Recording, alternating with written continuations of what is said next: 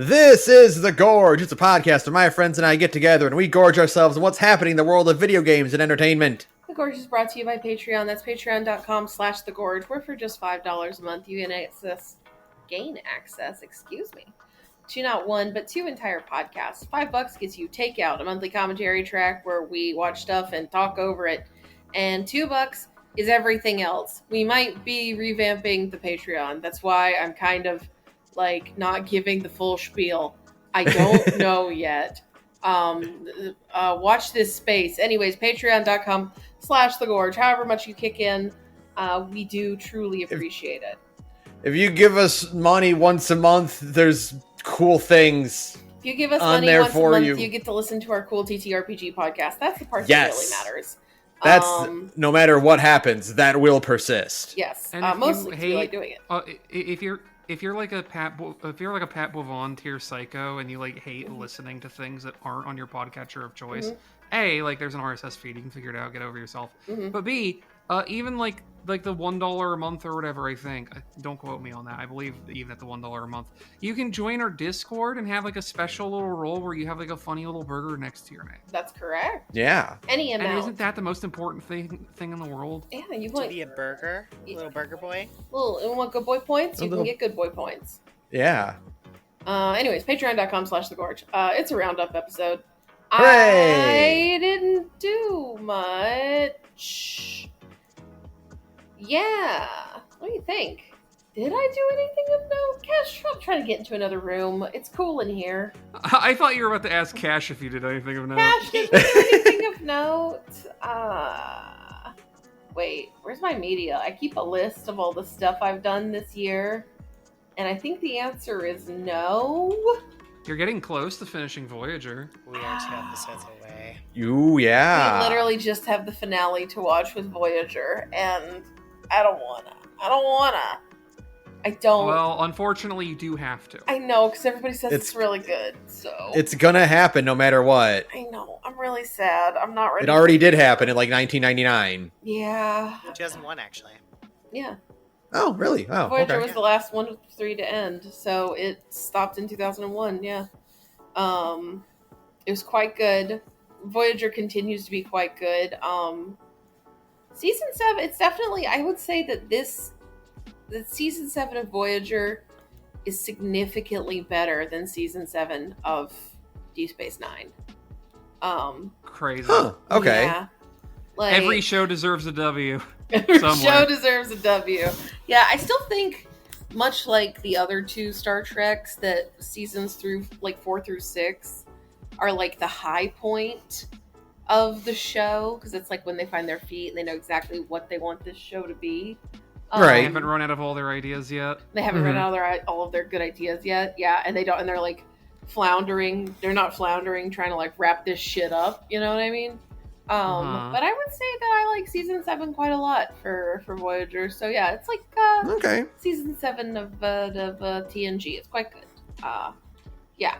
So, but Deep Space Nine is still the best one, unequivocally. God, there were just a lot of banger episodes that we've had, though. It's good. I don't know. It's a great show. I quite enjoy it. I'm gonna be really, really, really sad to see it go, mostly because watching Star Trek is that's your thing. It's what we've done. It's what I've done even before Oates became roommate. That was just a thing I was doing, right? And it's I have literally been watching Star Trek for the last 4 years, I want to say, right? And that's crazy. I'm I'm about to be out of Star Trek. What do I do? You could always watch bad Star Trek. No, I love myself too much to do that. I guess, yeah. I mean, I know my plan will. I guess you have plans in place. Yeah, but they're not Star Trek. It's not Star Trek, and I really like Star Trek. I mean, in that era of animated television, it's likely you're gonna be pointing at the screen because fucking Riker is playing a big character in something. Jonathan Frakes is just gonna be in a background. Yeah, exactly. Yeah. Or maybe we'll watch Gargoyles. Fuck it. We'll just get the full Star Trek experience. I watched a compilation of Star Trek actors in Gargoyles, and it's more than you think. Oh, it's like everybody, yes. because very famously, so Jonathan Frakes plays Xanatos, and Marina Sirtis plays Demona, which is a great casting for her. She actually gets to play a character with personality. And they both just really enjoyed it. They apparently just really liked being doing the voice work for Gargoyles. So they just kept telling all their Star Trek friends, hey, you should come be in our gay Shakespeare cartoon with us. And they all were like, yeah, sure. And then they all got to be in the gay Shakespeare cartoon with them. So it's cool. It's good. Love that for them. We love that for them. So yeah, maybe we'll watch. We want to do DC Animated Universe after this, which is going to be fun. I think it's going to be a lot of fun to actually rewatch that. It's going to be fun getting to it again because expanded understanding of casts means I'm going to go, I can't believe they have this guy playing a non-insignificant character who's going to show up more than once in this show. Yeah, I'm Brent Spiner's in it. yeah. Data's in it. Yeah, of Wait, course. who does Data play? I'm pretty sure Brent Spiner plays hold on, let me look it up just to be sure. For the record, I'm so sad not to not currently be in the Gormune because I God love it. Those were my favorite cartoons when I was younger, and I would love to have an excuse to rewatch them. I know. I mean, your excuse is you can just rewatch them. Saturn needs somebody else to coax them into doing it.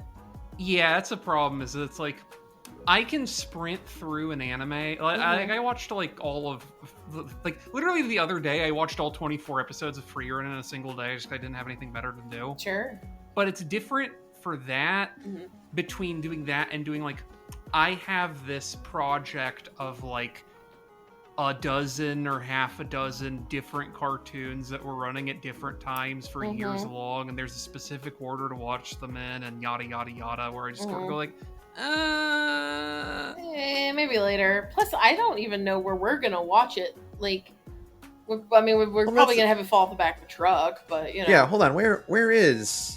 Yeah, you'll have to let me know because I also don't have the patience for things falling off the back of the truck for the most part, unless it's for Anime Sunday. So I do have to take it back. He's not in the DCAU. However, in literally every other cartoon since the DCAU, he voices the Riddler. Ooh, that makes sense. Every single Batman that has an animated character, that isn't in animation. He's in the Lego Batman movie. He's Justice League Action, Young Justice, the Batman from 2004. Every time the Riddler shows up in animation, he is voiced by Brent Spiner. That's a really good casting. That's actually a really good casting. Oh my. Yeah.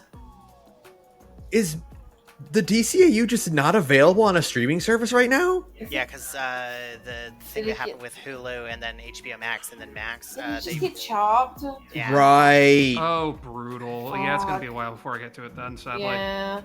We'll probably we'll get it off the back of a truck or something. No big deal. Oh yeah, I'm sure it might even just be on YouTube for free. No, it's not on YouTube for free. Each season is being sold for I think $24.99. No. Oh. And they notoriously split up Batman the Animated Series into 4 seasons. Batman the Animated Series only has 2 seasons. I see. But it's one of those insane things where Batman the Animated Series season 1 has 57 episodes. Yeah. It's the way they used to make cartoons. The good way they used to make cartoons. Syndicated runs, baby. Yeah.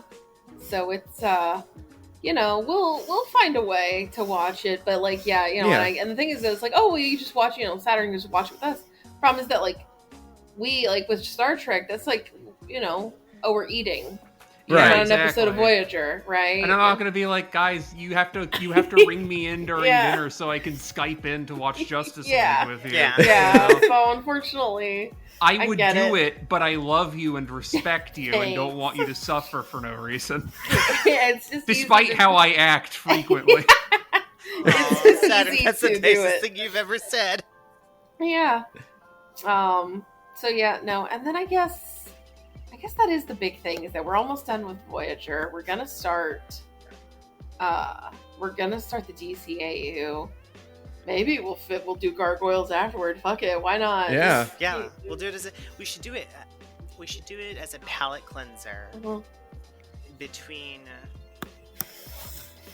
Batman, the animated series, and its like multiple spin-offs as it jumps from channel to channel. Mhm. And Superman the Animated Series, because that's officially when the DCAU turns into like Bruce Timm's art style. Right. Yeah. Yeah, that's fine by me. I'm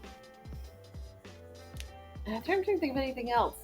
Man, I really hadn't done anything. I was on like a roll where I was doing a bunch of stuff, and then suddenly had a week where I'm like, I didn't actually do anything. Well, there is one thing you can talk about. What?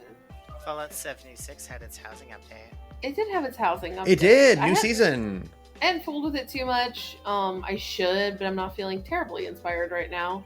I wish they had added something else to it, but I guess, I mean, housing is huge. The changes to housing is a huge update, so it makes sense. Yeah. Yeah, but I mean, yeah, I fooled around with it. It's really good. It's a massive improvement in basically every way. I will say, fooled around with it is also a very generous descriptor of the fact that you rebuilt Rosalie's entire house again from the ground up and made it super beautiful. That's just fooling around with it. That's fine. That's just fooling around the way I'm like, that's a 50-hour playthrough of Fallout 4. I can scrap that. Yeah, like, because it wasn't. I mean, like, yeah, I built like a bay window, but like, But you did rebuild the entire house from scratch. I did, but like, I didn't do anything crazy yet. I want to build something super crazy. I don't know what yet is the thing. So I'm still kind of like feeling it out. Like, what do I want to build? That's crazy. I know we were inspired by a lot of brick buildings we've been seeing in the neighborhood when we take our neighborhood walks. So I'm pretty sure the next one's going to be a very lavish southern Appalachian home. Maybe. I don't know. I have so many ideas. I want something crazy though. That's all I know is that like something built on top of one of the monorails or on the side of a mountain or any number of things, you know? So watch this space. I might report back and be like, I lost 6 hours building today. The might. I think you should go at some point. I will. At some point, I will lose 6 hours to building. Yeah, exactly. And yeah, I think that's kind of it of like major stuff. Like, yeah. Otherwise, I've just been putzing. You know how it is. Sometimes you just have weeks. I have got to finish Samurai Remnant. God is my witness. I'm gonna finish it soon. I'm really close, so I have no excuse. Because I really also want to play 100 Line and a handful and a bunch of other stuff. So, it's fine. Just keep the your eyes faster peeled. you finish Samrem, the faster you can get to 100 Line before I go like, oh right, I need to get to that and finish it. And you might be able to overtake me if I get really in the Hollow Knight mines. Yeah, if you go. Although that's the other problem is that like I don't want to start with Silk Song, but I kind of want to play Hollow Knight now. Yeah. The Hollow Knight's pretty good. Yeah, I kind of want to play Hollow Knight. I don't know. I'm gonna chew it over in my head because it's like it's not too big of an investment. It's like $20, right? The first Hollow Knight's even less. Oh, nice, great. I do think aesthetics-wise it leans more towards Metroid, but gameplay-wise it's so much more Castlevania Nocturne of Sorrow. Mm-hmm. Like, ooh, feels so good. Dim combats. Yeah, You'll have to see where your heart takes you. I have to see where my heart takes me. Truly, we'll see. But that's it for me. That's all I got. I know that 2 of you have been playing Silk Song, so you know. Yeah. And how's that treating you? Oh, is that my turn to talk about it? Yeah, go ahead. Yeah, why not? Really good so far. A significantly more frustrating game than Hollow Knight, but like in a good way. Mm-hmm.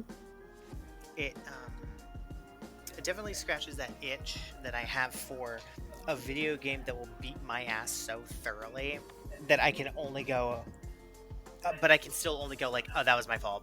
Yep, I'm only getting frustrated at myself. I can't be mad at the video game for that one. Understandable. I get that feeling. Really fun upgrades. I haven't seen what Saturn's been up to, but I assume you've gotten the jumping movement tech already, right? I got the glide is what I got. Okay, yeah, the goofy little parachute thing. Yeah, that aside from that, the only other significant thing is I got I got the Crest of the Reaper and discovered good. a part of the game that I didn't know was in the game, and made me go, oh, I'm suddenly a lot more enthusiastic about this game being super long. Yeah, I don't got much else besides that because I don't want to spoil anything for Saturn, gameplay wise. But I will say, I think some of the map, their ideas for making like an interconnected map are so much more inspired than Hollow Knight's was. There was a point where I accidentally doubled back and fell ass first into the first level of the game, and I didn't even realize that I was doing that. Yeah, incredible video game. Worth the 6.5-year wait. Good. I'm glad. I would like to play it, but I feel like I would just get tilted right now. I feel like if I just started with Silksong, that feels insane to start with Silksong, right? Mm-hmm. Yeah. So, yeah. It's definitely a game that, despite how long it's been, is like, no, we're building this assuming that you played the first one, and like not for in terms of like fucking lore or plot or whatever, who cares really, but more like this is an iterative gameplay design in every single way. Right. Yeah. It's very much like, I mean, it's Hollow Knight DLC that just got like scope crept, right? Like they built it with the assumption that you've played Hollow Knight at some point in the last 7 years, right? So yeah, I get it. I understand why. It's a Dark Soul. They want it to be hard. That's what those games do. Mm-hmm. You know? So it's chill. I get it. What else? Sherma is the best character in the entire game. Yep. Yeah, our little guy, our little dude, our little buddy. Our little friend. Thank you for your song, Sherma. Thank you for your song, Sherma.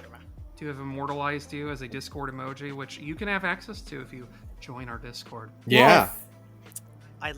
I loved the not the slow reveal, but like as I played the game more and more, I noticed bits and pieces that Hornet was never really your Virgil so much as was your Alucard the entire time. It's a distinction there, but it is different. Yeah. Mm-hmm. That's kind of about it. Cool. I think the only other thing I've done is work. I picked up Minecraft for the first time in like 6 years or so, but that's literally only like 3 or 4 days ago, so it's not really worth talking about. You're playing that super hard thing, right? Yeah. I picked up a mod pack from Greg Tech, which has been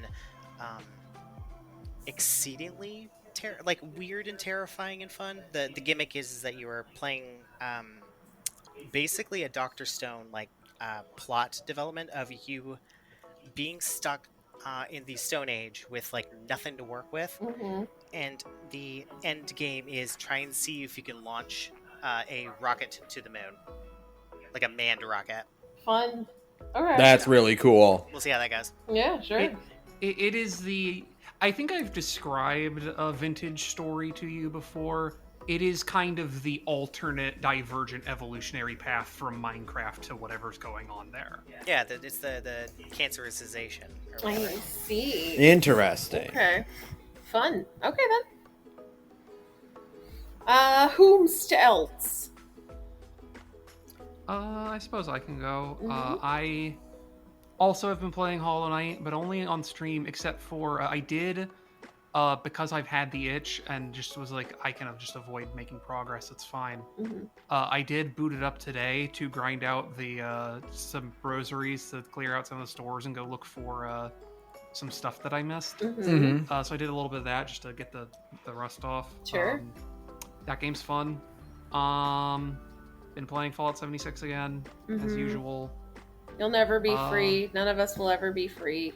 No, every time we insist that we're done, we're not. No. We're lying to ourselves and also to you, and you can kill us with rocks. It's lying to us and God. It's really sad. They're going to put out that big update in December. And it's going to be really embarrassing. And I'm just like, damn it, okay, fine. We're all fucked. We're all fuckers and suckers in this crazy messed Yeah. up world. It's landing on the same day as season 2 of the show. Makes I'm so terrified. Makes sense. At least they're slightly capitalizing on the show being a huge hit this time. Yeah, they're actually not at all. they this time they're not being caught up by surprise by how well received the show is. Yeah, so they actually have something. Jeez.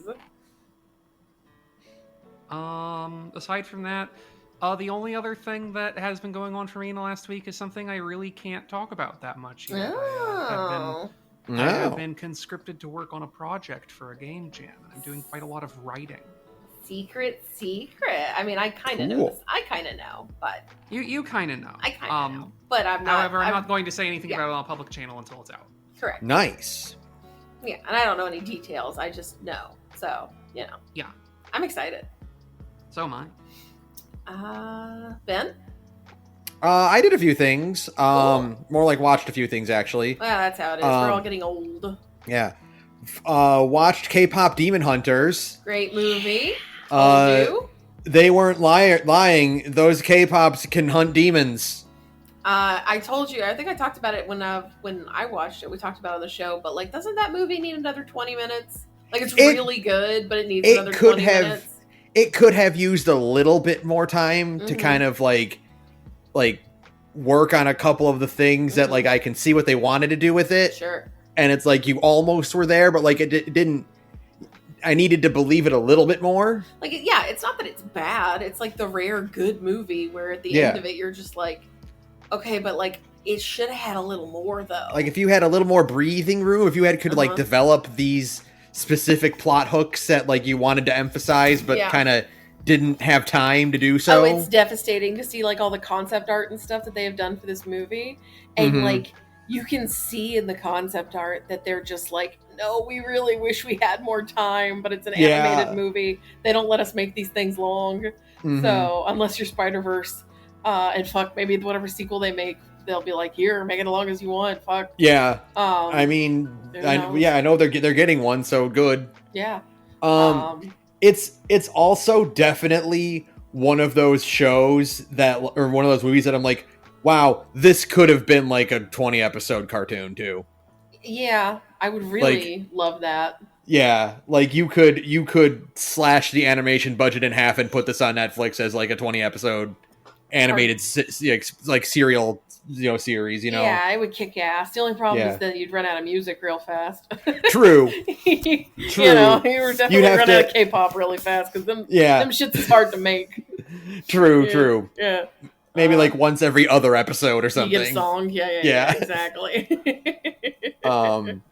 It is the closest thing I've watched since the movie that I felt I was watching Rise of the Teenage Mutant Ninja Turtles again. Yeah, it's very. Yeah, it's not like, you know, in terms of like feeling like watching the car, but just like the tone, the way the characters the team like interacts with each other. Yeah, the kind of effortlessly blending between like really competent fighting and slapstick. Oh yeah, absolutely. Just like the interpersonal dynamic between like the three girls versus the boys, you know. Oh yeah, like it's very like Rise-esque. If you like K-pop Demon Hunters, maybe give Rise a shot too. Yeah, it's fun. It's kind of got the same vibes of just being like, you know, fun and like much more like action-y than your average like kids cartoon, which is what makes it fun to watch even as a grown-up, right? Like it's still fun. You're like, oh, this is cool. Plus like the songs are really obnoxiously catchy. Really fucking like I watched it and then like a week later I was at the grocery store and I was like, what the fuck? That's Golden. Yeah, they're just playing Golden on the radio now. And then I'm like, how many times have I been in the grocery store and heard a song from this movie and didn't realize it? You might have, yeah. It's crazy because like the that song like Golden is like the first time a K-pop song has been like #1 on the radio and on Spotify, which is really weird. So again, would like to point out, just because I think it's funny, because what's the old saying that Sony could drown if it was raining, right? Oh yeah, it's so you're losing at someone who would drown in the rain because they're looking up with their mouth open. Yeah. That's Sony, because very famously that movie cost $100 million to make, right? They sold it to Netflix for $20 million, and because they were like, oh, this is gonna be a bomb. Oopsie. Sony catching that L time and time again. There's nothing Sony loves more than just snatching defeat from the jaws of victory. It's actually, I didn't like read the whole article or anything, but I did see someone interviewed like a Sony exec. There's just like, yeah, how do you feel about fumbling that bag? And they're just like sort of coping through gritted teeth, like, K-pop Demon Hunters has a perfect home on Netflix, and just because it did really well on Netflix does not mean it would have done well in a theater. We do not regret our decision. Hey, sure. Hey, other Sony exec, how do you feel about letting go of all those Marvel characters? And some guy just pulls a gun out of his mouth, like, what? Huh? What? Yeah, no, it's fine. It's amazing, truly. No, great movie. Great kids movie. Like my nieces are obsessed with it. It gives me they're constantly pestering me about it. It rules. I'm glad that like back to back I got to watch like Superman and K-pop Demon Hunters, and like for one thing, strangely enough, get introduced to a lot of good music now from both these movies. From both of those movies, yes, absolutely. Like I've been listening to like punk rocker and fucking K-pop constantly. That's a very funny combination of sounds, but I fuck with it. Yeah, no, it's good. And also, slightly related, but also the opening to Peacemaker Season 2. Also a fucking banger. Oh, okay. Yeah, I still haven't watched that yet. I should. Yeah, I need to start watching actual Peacemaker, but like I watched, because, you know, the Season 1 opening was really cool. Yeah. And so they stepped up their game for Season 2, and the song they picked for Season 2 is fucking awesome. Yeah, all right. So yeah, that was really good. I am halfway through Season 7 of Deep Space Nine. How you holding up? I just finished the what I'm assuming is the final Mirror Universe episode of Deep Space Nine. Yes. Okay. Yeah, there's only one. There's one per season, basically. Yeah, that was good. Feels like they wanted to maybe get one more in, but they probably weren't able to. No. Because it kind of ends with like, there's still more to, we're done. Okay. No, we're done. Yeah, I would have loved for it to have been two-parter. Remember when they totally promised they'd break Thomas Riker out of prison? Yeah. They're never going back to Tom Riker. Okay, that would have been cool if Thomas Riker ended up in the Mirror Universe somehow. Oh, fuck yes. That would be so sick. Wouldn't that be like a really cool, like, alternate version of yourself? Like, way to resolve that plot point is to, like, stick one of the Rikers in an alternate universe where he gets to be, like, a hero and shit. Yeah, I love that plan. I love the Mirror Universe. It's so good. It's just very funny how you can tell how many contrivances they needed to pull because they couldn't do certain things. Like, oh, yeah, we also had to kill Jadzia. Yeah. we had to do this and this. We had to move these characters around because their actors needed to be here. Right, yeah. Like, certain characters who are in the show needed to be in the Mirror Universe, too. So, like, yeah. They needed to reappear. Yeah, it's very funny. Honestly, the thing about the Mirror Universe episodes, they're good. Truly. Yeah. but that's only because of one reason. And that's because Nana Visitor is carrying those fucking episodes on her definitely back is. like Atlas. It's incredible. Mhm. You know her ass is like just doing those episodes, dreaming of like being cast in like a Command and Conquer TV Yes! show as like some evil Russian general lady. Fucking She's so Sega good. CD FMV game acting. She's having so much fun being in love with herself. I'm obsessed Mhm. with her. I can't get I think about Mirror Universe Kira like at least once a week. I'll just be like, man, Nana Visitor in those episodes is so bad. She's so Mhm. beautiful. It's like disgusting. Yeah, it's Um, great. She's so slimy. It's great. She's so slimy, but she's having so much fun and she's so gorgeous. And I just love it. I just think she's great. That's the saddest part about the Mirror episodes being over. But I guess one small spoiler to Saturn is she does get away with it. It rules. It's very funny. It's very funny that she gets to live in the end. She gets to escape and live, and I'm so happy that like this evil woman gets to survive and gallivant off into the sunset.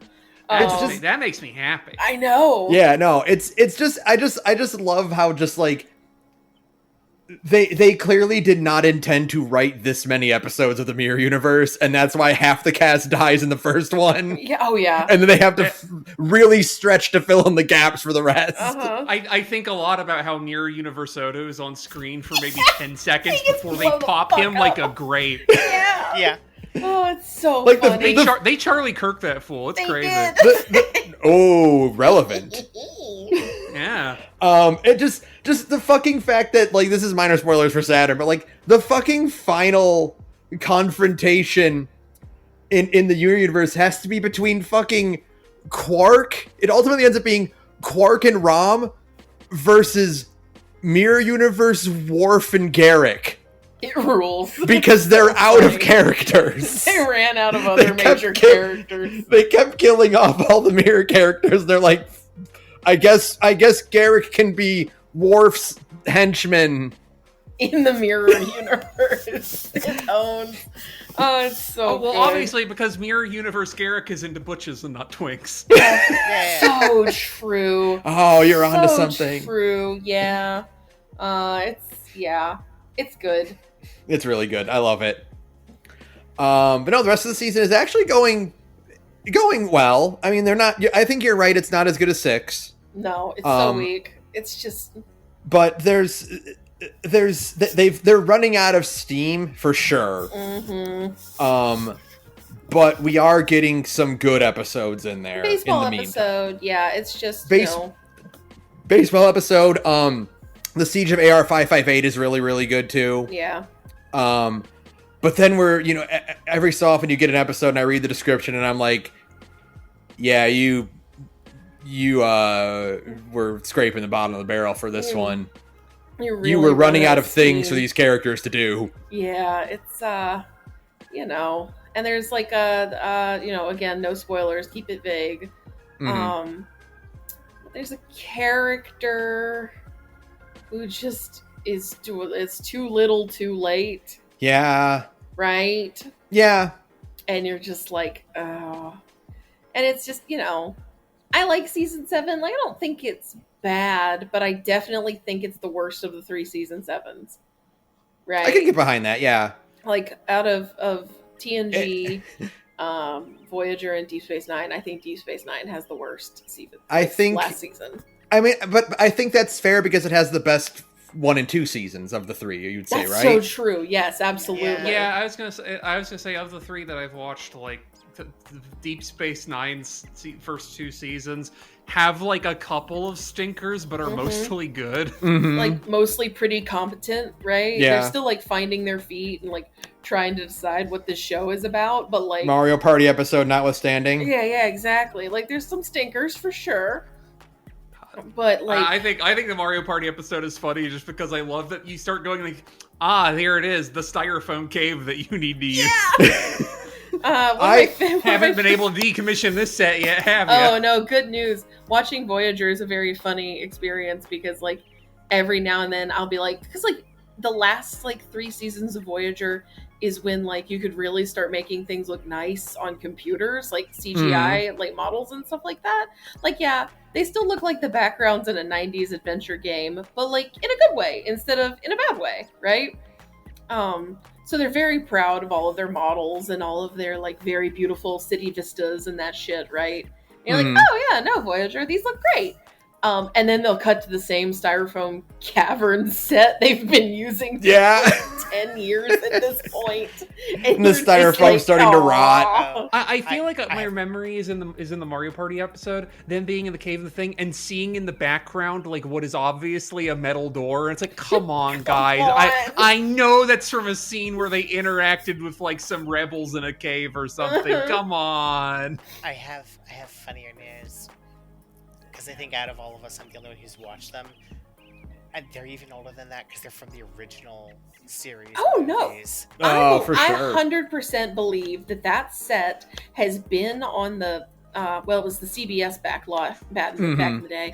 I 100% believe that those sets sat on the CBS backlot for 30 years, right? And they're just like, they're like, just fuck it, just use the cavern set again. It's fine. Yeah. Who cares? We'll put a different smoke machine in there. It'll look different. No one will mind. We'll use some different colored lights and shoot it from a different angle. It's fucking fine. Nobody cares. Because they use the same cavern basically every fucking time. It's really funny. Yeah. But yeah, no. Deep Space Nine, it's still good. It's still good. I actually am surprised at how much I like Vic Fontaine as a character. Insane character idea, but shockingly likable. Yeah. Yeah, surprisingly like, oh, okay. Okay, you are sticking around. That's nice. Very funny to have Vic Fontaine stick around. Like, to have... So, like, in season... What? 4 or 5? Is it just this season? He's in 6. He's introduced in 6. He's introduced in 6. So Saturn, in season 6, they introduced for a single episode because it's the 90s and 1950s nostalgia is in, of course. They introduce a holodeck scenario that they go back to a lot, which is like a 1950s bar with a lounge singer and everything, right? It's very Rat Pack, and then you realize the actor playing him is Bobby Darin's son. So, and then his name is Vic Fontaine, and he becomes a recurring holographic character over the course of all of Deep Space Nine, which I think I'm going to be funny. so honest. I've seen so much out of context Vic Fontaine, I forgot he wasn't a Voyager character. He was just being shocked. He's just in my memory of Star Trek, having seen him so much. Like, yeah, he must have been on like Voyager or TNG or something. Well, with as much as what they do with Tom, like Tom Paris and his Americana kind of nostalgia personality quirk, right? Like, I would totally believe that Vic Fontaine is something he invented, but like, no, it's from Deep Space Nine, inexplicably. Sure, why not? I don't know. The 90s was a weird time. It was. But yeah, no, I'm enjoying that, and I'm getting to Voyager soon. Yes. Yeah. And then I'm going to pivot to Lower Decks before I jump off the Star Trek train. Oh, that's a good point. Yeah. But I understand the urge to maybe watch Batman more than watch Lower Decks. We'll see. Might watch Lower. I mean, it won't be long. It's only 5 seasons and they're short episodes, so it wouldn't take long. And it's post 2010, so you know those seasons are short too. Yeah. Melissa and I wrapped up the most recent season of Game Changer on Dropout. Oh my god. You know what? Actually, you guys should borrow our Dropout login credentials, and you should watch Game Changer. Yeah, I need to get a Dropout subscription because I watch enough clips of it on YouTube that I feel like I owe Sam Reich money, right? Well, here's the thing, Sarah. You probably do, because in order for the last season finale of Game Changer to take place, his cast members had to commit legitimate fraud and money laundering. Like they performed a crime that Sam Reich is well within his rights to press charges against them for. So funny. Yeah. Okay, that rules. I'm excited for next season of Game Changers, where like it's like, all right, what's the funniest thing to replace this guy's blood pressure medication with? Saturn, you joke. There's an out of context clip of one of the characters, one of the actors on Game Changer going, "Please don't take any more of my blood." Yeah, I do know that one. I've seen that one. that one. Sam Reich stole somebody's blood. To be clear, episode 1 of season 8, I think it's 8 of Game Changer, started with the cast members sneaking a hidden camera into Sam Reich's house and filming him for an undetermined amount of time. The last episode ends with them embezzling from their own company. This show started with an episode where they have a lie detector, and the twist is the lie detector is being controlled by the contestants' significant others. Yeah. And that's like season 1 episode. That's the first episode. It's like, ooh, here's our wacky game. I don't think we need to watch all of the thing I'm about to suggest, but I do think as a group we need to watch episode 4 of the second season of that Nathan Fielder show. Oh, that's yes, right. That's true. I was shown that with no other context, and I think that might be straight up a perfect hour of television. Okay, we will do that. We'll put that on the docket for something soon. Yeah. But no, so we finished Game Changer, and then we decided to finally start watching a Dimension 20 season. Oh wow! So you're actually watching somebody else's TTRPG live play. That's fun. And fuck, Brennan Lee Mulligan is really good TM. I'm not surprised. It turns out when he's a guy who's been doing it since he was 10 years old, he's pretty good at it. Yeah, that's not surprising. He's like a proper drama kid and all that shit, so it makes sense. Yeah. He's DMing the new season of Critical Role too. Yeah. Yeah. So he's getting that fat paycheck. Good for him. I really loved seeing his special announcement of quitting Dropout Entertainment because he wanted to make freaky deaky little shoes for little dollies. He wanted to make handcrafted shoes for American Girl dolls. Yeah, exactly. In that episode where he announces that clip, there's also an episode where one of the contestants, Katie Maravich, announces her new Dimension 20 series called Dimension 20 on a Bus. Yeah. Katie Maravich has never played a TTRPG in her life. No, that sounds about right. Yeah. And her players were going to be all the DMs from the other Dimension 20 games. I see. And it is, like many other things, just an excuse to raise Brennan Lee Mulligan's blood pressure. Yeah. The last season of Game Changer is going to end, I think, with Brennan Lee Mulligan eating Sam Reich live on screen, right? I'll be honest, I think he's gonna have a heart attack before it happens, but it's gonna be filmed on live television. Having a heart attack, dying on stage, a comedian's worst nightmare, right? The important thing is Brennan would go out on a smile if it means he won the game. That's correct. Oh, the thing is, it's actually kind of a comedian's dream because it's the funniest joke you can tell, even though you can only tell it once. That's true. Yeah, it's true. It's very true. I will say, Ben, after you're done with Game Changers, I get the distinct sense you'd really like Taskmaster. I've watched a little bit of Taskmaster. I think it is interesting. I think it is good. There's some... I don't think that show's quite as psychopathic, but there's similarly a degree. There's some episodes where people go on, let's say, really psychotic bits for the entire length of the recording time, including, we had these people record these things over the course of a week or whatever. They do their mini game, their mini games are set in locations that they have to go to, so they're not all recorded at the same time. Right. But there's an episode I really like featuring this, comedian named James Acaster, who's just like a guest on it, like the one time or two times or whatever. But just makes it consistent, that thing, like every time he goes to the place where the dude's giving the rundown of the challenge, just never says hi to him or greets him at all. And they get to the last thing, and he's like, why do you never say hi to me? And he just goes, huh?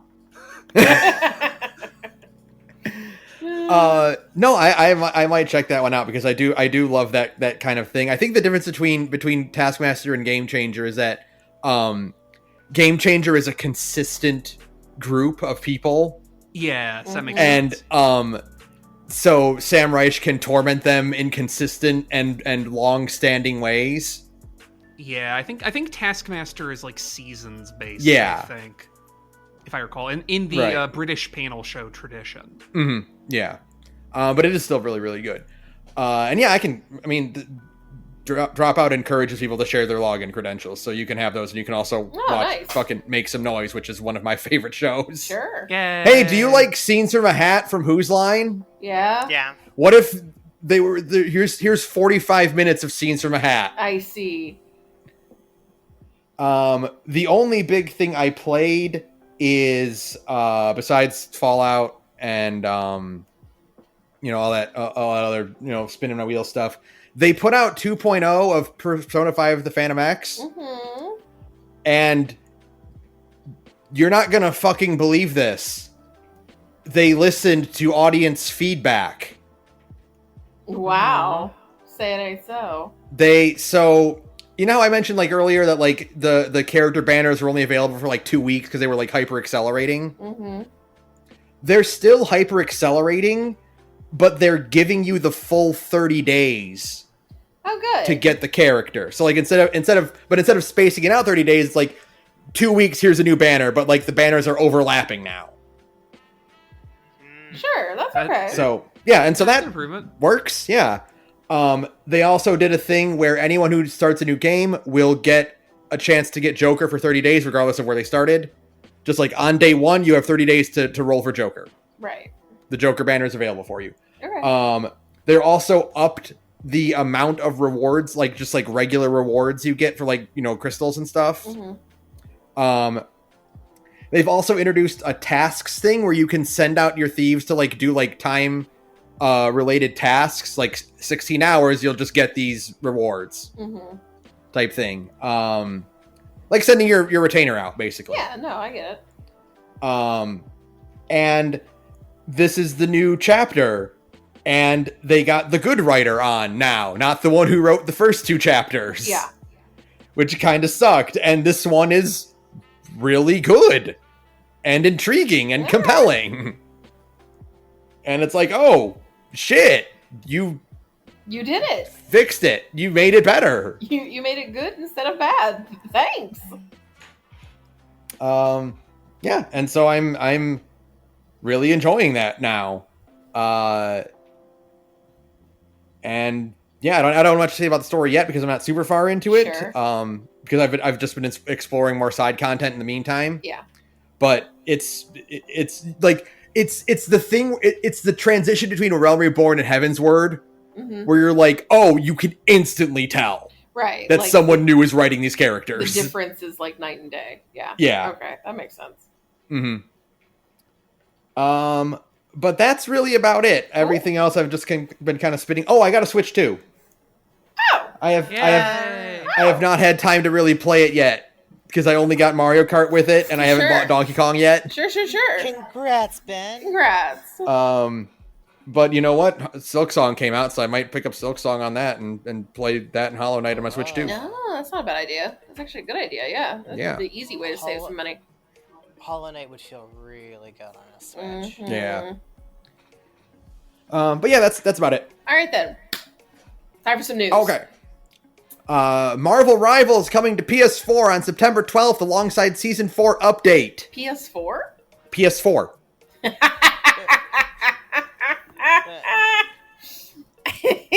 Checking the calendar. Yeah, Harvey Birdman looking at the calendar. This generation's never been more cooked. That's fucking funny.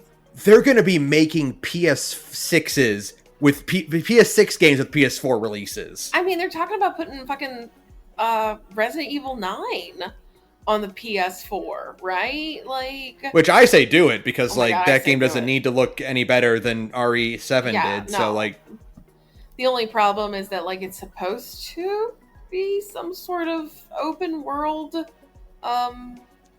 Resident Evil game, so I guess like they want to like reduce load zones, but fuck it, who cares? Put yeah, it doesn't matter. Put it on PlayStation 4. Yeah. You'll sell more copies that way, I guarantee it. Cuz like yeah, you know, of course you put it on the PlayStation 4. It almost like it's kind of weird because like the PlayStation 4 when it came out, it didn't feel that groundbreaking. I mean, obviously it was because of like the leap in graphics and like all, you know, all the shit that comes with the new console generation. But it didn't feel like that big of a deal. Maybe just because like I was older, right? Mm-hmm. But then you look back and you go check the Wikipedia article for best-selling consoles, and it's like the third one, and you're like, wait, what? Huh? Oh yeah, no, it was just like kind of like a sleeper PS2. Yeah, it just it just keeps going. Like it's kind of like the PS2 where like you can just keep buying things for your fucking PS4, man. It's fine. Like, I'm looking at my shelf right now, and I on Square Volume I own more like PS4 games take up more shelf space than any other console. Yeah, it's like hold on, best-selling console. List of best-selling consoles per Wikipedia is not counting the Game Boy because that's a handheld. Like the home consoles, it's literally the PS2, the Switch, and the PS4. Like, yeah, that's crazy to me. I don't know. Like, you don't even realize. I just didn't even realize that like it sold that much. It sold 100. It moved 117 million units in its lifetime. And that's it's like, crazy. Yeah, of course everybody is still putting games out on the PlayStation 4 because people can still fucking afford one. Jesus. Yeah. Like, it's fine. Video games don't need to look any better than a PS4 game, right? Your PS4 is fine. I promise. Your It's PS4 is fine. There's like a handful of games you can't play on it. Oh, okay. Mm-hmm. Again, it's the Sara continues to be justified in never getting rid of the 1080. The only games that struggle with it are games that make you turn on ray tracing, and that's it. So, you can keep your PS4, and Sarah's gonna keep her 1080, and everybody will be happy. So yeah. Hooray. But so Marvel Rivals is announcing their new season with 2 new characters. Who is it? Angela, who is a big Valkyrie style character. I think she's an Asgardian. I think she's Thor's sister. Very she's a just big lady. Is it another blonde white woman? No. Wow, shocking. It's like the one time you can get away with it because it's like she's Asgardian. They all got blonde hair. Yeah. Well, good for them. And also Daredevil, who looks fucking sick. I want to see. Post a screenshot. I'm gonna send you a picture. I can't wait to do first person, to have people unlock first person mode and not be able to do anything as Daredevil. Oh. He's got this fucking dope samurai armor. Yeah, that's kind of sick. Yeah, like the thing is, like Marvel Rivals is not a game for me because like I don't like Overwatch and I don't really care about Marvel.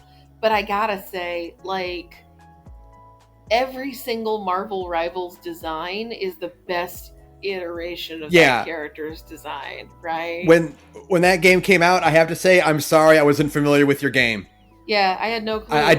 I didn't see the vision, but now I do. Those are all absolute banger designs. Every single design in Marvel Rivals is a huge banger, and it's not just because they made Squirrel Girl thick. Although, part of it is because they made Squirrel Girl thick. I mean, it helps a lot. Yeah. I would honestly, controversial opinion, I would say they made White Queen too thick. Impossible. It's kind of weird that she's like 8 feet tall. No. Wait, are we talking about Emma Frost? Yeah. No, she's so big. She should be played by Gwendolyn Christie now. She's perfect. She's the type of character who should be like she's fucking Garland now. I think like she should be supermodel skinny because the joke is that everyone makes assumptions of Emma Frost because she looks like that. However, it's a great design. So no, it's a great design. She's so hot. It's a great design. I just think I just think it like she's scaled wrong. Like that's all. I just feel like her model is like scaled wrong. I don't know. Because she's supposed to be this fucking obnoxious little brat from Boston. No. She fakes her accent. Did you know that? No, I had no idea. That's so funny. It's fine. I'm looking at her now on Google. No, I wouldn't. I would not change a single thing. Oh my god, the difference between her and Fortnite is crazy. She canonically psychically projects herself in better clothes. Queen. Literally. Based. What I've been saying this whole time is that the next Avengers versus X-Men thing should just fucking be between her and Doctor Strange getting into a fist fight in a bar over the Sox and the Yankees. Yeah, for sure. That's great. Yeah. Next, Crystal Dynamics lays off more following Perfect Dark cancellation. Oh, it's still happening. You know, yeah, we haven't talked about it without layoffs, I guess. We haven't talked about them in a while, but yeah, they're still just doing more layoffs. Crystal Dynamics is so fucking cursed, man. They claim that the Tomb Raider in development is not affected by this, but that's probably a lie. They're so full of shit. Like, yeah, we're gonna slash your staff. But it's okay, you can still make the game with the same number of people, right? Nah. And Crystal Dynamics can't be a big studio in the first place. No, like right? It doesn't. Right? There's no way. I mean, I don't know. These big AAA studios are way bigger than you realize sometimes, but even still, they can't be that big. I think it's very funny that I can't think of another like well-received franchise like Tomb Raider that just fucking can't get off the ground anymore. They had those hits with the 3 PlayStation 4 games, right? Although they were all kind of the same video game after a while, you know? Yeah. Like, it's fine. But like, yeah, it's weird how cursed the Tomb Raider series is, because it's kind of like the first 3 games and then those PlayStation 4, Xbox One games. And then that's kind of it in terms of like actually good games. Like they had a couple in like the PS2, you know, Xbox One or Xbox Classic era. But they were like kind of like, I remember Angel of Darkness coming out and being a huge clusterfuck. It flopped. Yeah, Angel of Darkness was not good, but like Legend came out and that was pretty okay. Yeah, that's true. And like they had a couple, but it's like Tomb Raider's kind of like that kind of semi-popular, like, you know, well-recognized franchise that by all rights should just be able to coast. You know? Yeah, but they can never seem to just get like consistently put out games. It's weird. You know, it's one of those things where like it should be like, put out a fucking AA 8 out of 10 or like a 7 out of 10 Tomb Raider and make enough money to pay my mortgage. I guess it's just that, and then like, we're done. I guess it's just that Tomb Raider, by being Tomb Raider, isn't allowed to be AA, right? Like investors, right? I mean, like, yeah, but also Tomb Raider's a game that got like a bunch of really dumb Xbox Live indie game spin-offs. Right? You know? Like they have the conceptual framework to work with. It's just like I think it's sadly just an outcropping of what is it? What am I going for here? Of like the fact that the industry just doesn't know how to make shit anymore. Yeah, that's true. That's a big part of it. Yeah, that's truly it. Is that like just like the huge swaths of the industry just don't know how to make shit anymore, right? You know what? Tomb Raider should be in the position that Bubsy is in right now. Yes, like where they just keep putting out new ones that nobody asked for. Yeah, like, I'll play that probably. It's weird. Like at least Bubsy games are coming out. Right. It's very strange. I don't know. it's very strange. I feel for the Perfect Dark people. I think mostly. Mhm. I mean, I feel for anybody who lost their job, even though, like, Yeah. I do think it's really funny that Microsoft is like, no, we're gonna make the first quadruple A game ever. Yeah. And then it just died on the vine. It was smothered in this fucking crib, right? It had no chance of coming out. No, it never stood a chance. I think that's funny. So, Yeah. you know. Well, speaking of multiple A's, Oh no. GTA 6 being the first quintuple A game God, what is a the sign fuck? of both confidence and desperation. Oh, that game is going to be released for $100 normal. Oh, they Okay. are. They're gonna put it out for $100. Yeah. So, Devolver Digital, or wait, was it? Not Devolver. Oh yeah, Devolver Digital co-founder called it a quintuple A game. That's very funny. Said, quote, I'd mean there are AAA games, there are quadruple A games, and I'd argue that Grand Theft Auto is potentially the quintuple A game. It's just bigger than anything else, both in scope and scale of the game and the kind of cultural impact that it has and the attention it demands. It has the power to, quote, blot out the sun. I mean, yeah, everybody, it's kind of like Silksong, which is funny because Silksong was $20, but it is a game that everybody gets out of the way of, right? Like, True. Like, it's a game that everybody just doesn't want to be anywhere near the release window of. So in that way, yeah, it is. But like, and I don't doubt, even if they launch it for $100, I don't know, fuck.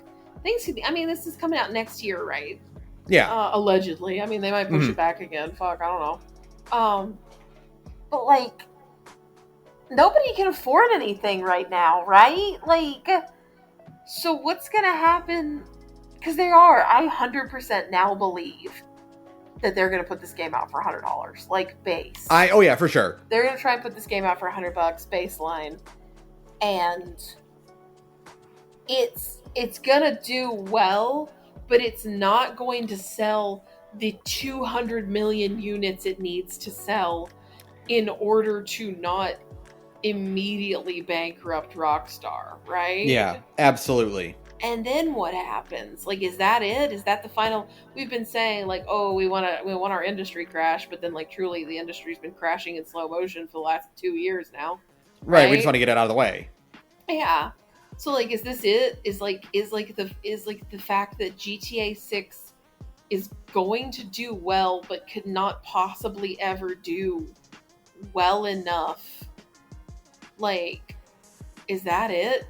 Is that what makes it happen finally? I don't know.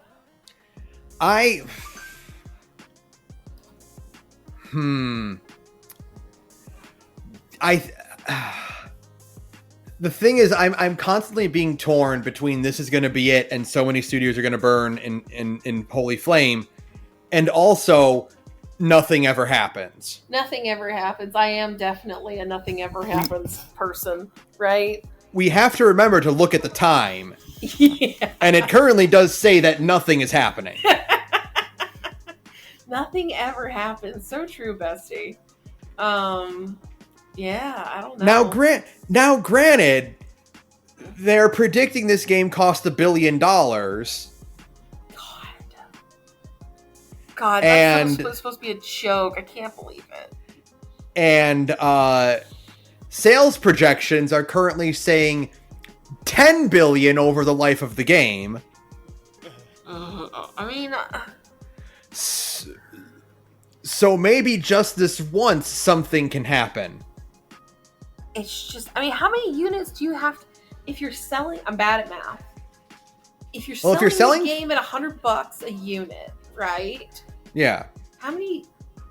That's to make up what amount of money? To make $10 million, make $10 billion, right? That's I think it's 10 million units at raw, and that's not counting the fact that like you're going to be dealing with platform fees and shit like that. Right. Yeah.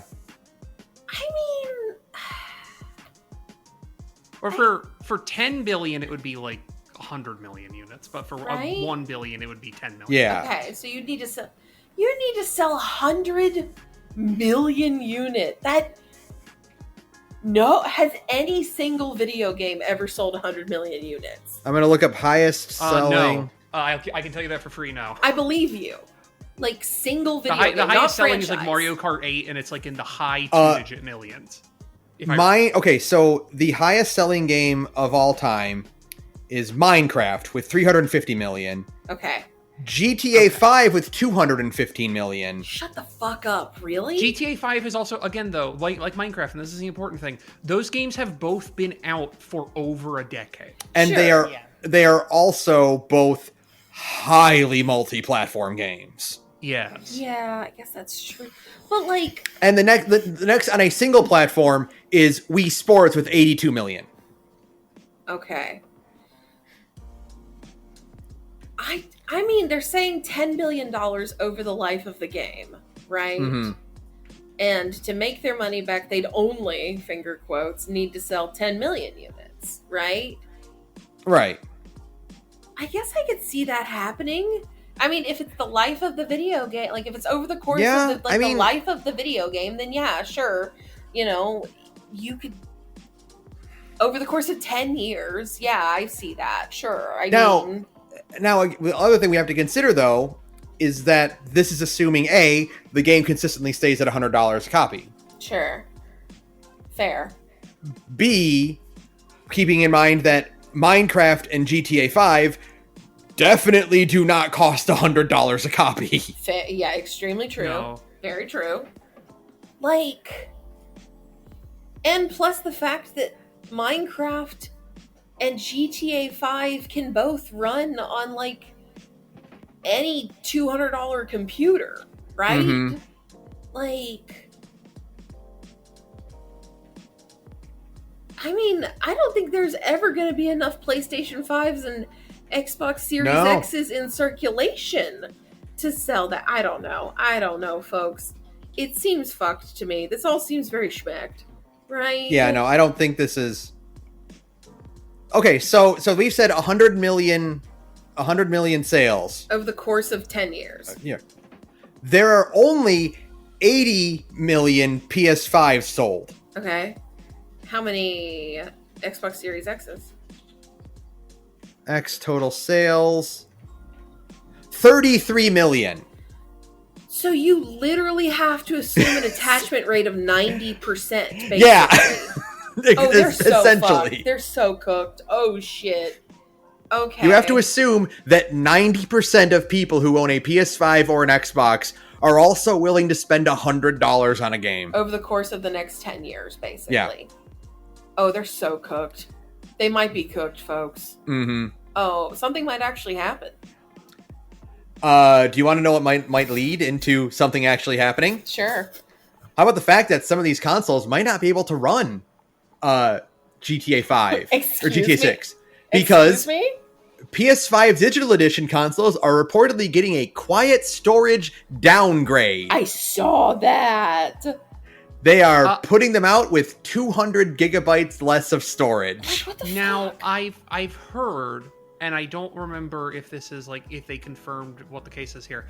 I've heard this is specifically for the European Yes, market. this is for the European consoles. Which is very funny considering that Grand Theft Auto is mostly developed in the UK. That's correct. Excuse me. Yeah, they are dropping the European devices down from a terabyte to 825 gigabytes without reducing the price. God almighty. You know, because that makes sense. Oh my god. I would really like for something to happen, as they say.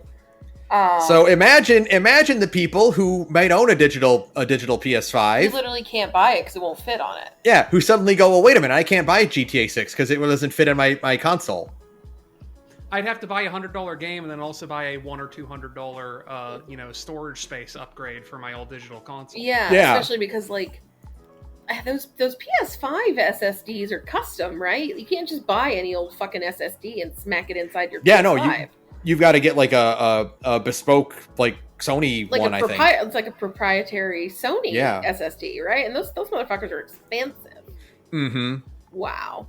Well, maybe something will finally happen, folks. I don't know. It's just, I mean, again, I I mean, I'm like, I watch all of this, like, it's like watching something burn down from like 2 miles away on top of a hill.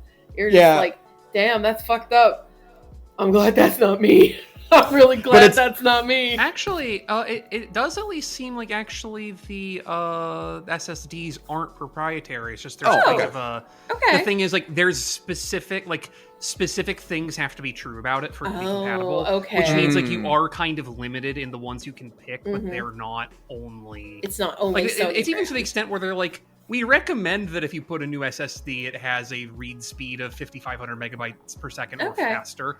But like, it won't break if you don't. It's just said it might not work right. Okay. Well, I'm wrong.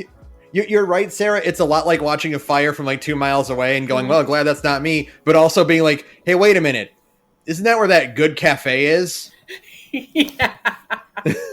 You're just kind of like, oh, like, shit. Well, but this might affect something I actually do care about. Yeah. Like, yanking on your collar, like, yikes. Like, boy, I hope they fight fire with fire before it gets to something I care about. Yeah, it's Anyways, I'm never upgrading to 1080. That's the real moral of the story here, kids. Next, Warner Brothers sues Midjourney for purposely infringing copyrighted work. A lot of people, I think a bunch of other people have hopped on this, right? I know that semi-recently there was actually a judgment from against like another AI model that was for books, right? So like this fucking AI company now owes like hundreds of artists or like authors, right? Like $15,000, right? Because like it was a huge judgment because it was publishing companies are ruthless. I don't particularly like that because that's what fucked over the Internet Archive. But like they are famously extremely ruthless, and like once they had proof that this company like had fed copyrighted material into its model, so like there's already been one ruling against it. So I don't know. I feel like this could probably go somewhere like very easily. Look, sometimes you need to wake up Godzilla so he can fight King Ghidorah. It's true. Okay? Yeah, no, I mean it makes sense. Like, you're not happy about either of them, but like, No, but I mean, yeah, you just like this was kind of always coming, right? Because like these AI companies have been very blatant that they're just like, yeah, we're just feeding like tons and tons of copyrighted material into our models, and it's like, I mean, that like a lot of people get really mad about that, right? Like a lot of people with like a lot of money get really mad about that. So I feel like this is going to go poorly for them. Yeah, every like, I'm glad to see that the downfall of AI is happening now. Yeah. Alongside the downfall of the industry, of the gaming industry. Like it's hand in hand, basically. Do we have any predictions for what the next tech grift is going to be? Oh God, what even is there anymore? Because like the whole idea of both of NFTs and AI was the idea that you can make money out of nothing. Maybe it's just that this bubble's going to burst and I'm going to finally lose my job. Yay! Or maybe the demand for artisan, hand-designed, human-designed T-shirts will only skyrocket. And you'll have colleges knocking on your door, like sending like besuited representatives to go, excuse me, Miss Sara Video Games, we were wondering if you could use a pen and a paper to hand draw us a shirt design. Handcraft us a new drawing of the fighting okra. And I would be like, actually, no, that sounds sick. I would love to draw okra. We will pay you $150 and also take you out to lunch to the Rougarou of your choice. Yeah. We're gonna pivot so far backwards. The new hotness will be ballpoint pen and loose leaf paper. Sounds great. I think that's an improvement. Computers were a mistake. We need to go back to making T-shirts like on like press, like on presses and shit like that. Right? We have to go back. Sarah's gonna be making fucking handcrafted hand rolled tie-dyed shirts. That sounds awesome. dude, don't threaten me with a good time. I'm just gonna quit my job. Twist it all up and with some rubber bands and dip it in some paint and ink. Yes, dude, that sounds so good. Maybe I'll just quit my job before I get fired and just start doing that anyways. I mean, quit your job and just start making like bootleg merchandise for obscure bands. Yeah. Done like tie-dye t-shirts and stuff. That's like, there's a market for that is the thing. There's a huge market for that. So, you know. Like if it's for a goth band, you can do like the bleach tie-dye. Yes. Yeah. So smart. It's gonna be great. I'm gonna make so much money this way, and then get hit with the CND and have to stop. Mm-hmm. No, it's okay. You only do bands that can't afford legal representation. Yeah, there you go. It's kind of making me sound like the bad guy now, though. Ironically, it's fine. Ironically, those are the kinds of bands that would play at events that make tie-dye shirts. Fair. You just have to go, look, I'll make shirts for you. I'll make however many you want. I get 50%. I just want a cut. Give it to me. Yeah. Mm-hmm. These are artisanal handcrafted. I expect you to sell them for $50 a unit, and then cut me $25. That's right. Like jokes aside, though, I literally can't think of what the next grift is. How you can grift any harder than here's a thing that makes fake things that we can sell for money. Yeah. Like the AI Gen and NFTs were like, how can you make it any less fake product than this? I don't know. Like, selling you your dreams. That's an NFT. I feel like the next thing is just like trying to plaster ads in even more places. Is it Elmo himself deciding that my neural implants are finally ready, and I want to sell them to you so they can, like Google Glass, play ads directly into your eyeballs at all hours of the day. Yeah, exactly. The next grift will be Elon Musk just trying to pitch the idea of the idea guy. Yeah, we're gonna go back to idea someone guy. Whose only job is to be like Saturn and sit around and make broad, sweeping generalizations about what you should be doing, and then pay them like 6 or 7 figures a year. Yeah, and then also great. Fire half of the people who work at your company. Okay, well that doesn't sound so great, but and when your numbers go bad, it's the fault of all the people you didn't fire yet, and not the guy who you paid to sit around and just yell commands. Right, exactly. They're just going to do the ultimate grift of not even attempting to make any kind of product whatsoever. That's just video games now, though. True. That's modern video game industry. We've circled back around. We're branching into the bold new territory of trailers for things that will never that have no intention of coming out whatsoever. But for everything, not just for video games. Okay. Gosh. We get to the fucking Game Awards this year, and it's all games that have like no even like release window or no platform. Yeah. Oh god. Says, here's a CG clip we made. Is this gonna be anything? No. Like even Jeff is like, yeah, that's not coming out. He's just up there on stage, like, nope, that's never coming out. Yeah, they didn't give me any more information. They just wanted me to show this art project they've been working on. What else? Next, Hollow Knight Silksong's first patch will nerf its toughest early bosses. I beat it before they nerfed it. No, you didn't, because you didn't play the fucking game. Congratulations on beating it. I beat it before the patch hit. I'm going to have to be really busy. I am going to. Well, we'll see how the patch goes. They said slightly easier, and I don't know if anyone has reported from the beta minds what slightly easier means or not. I imagine probably adjusted hitboxes, because I've heard those bosses have some pretty crazy unforgiving hitboxes. The quote from the article says reduction in damage from a specific enemy, increase in some collider scale, reduction in some prices for certain things, and an increase in some rewards for certain things. Okay. And I know the two bosses. One of them I encountered, like, because I did look to see like what bosses they were everything. One of them is the one I encountered at the end of the last stream and went, maybe next time. That patch hasn't gone live yet, mandatory, so I'm going to hopefully be able to beat that thing at least before they make it less. Get that. But also, I haven't even seen the second boss they named yet, so who knows if that'll happen or not. Yeah. Yeah, get them bragging rights in. Mm-hmm. You get to be the one who's like, I beat it before they patched it. I beat it before they patched it. Congratulations on your victory. I beat it before they patched it. Yeah. I don't. There's a lot.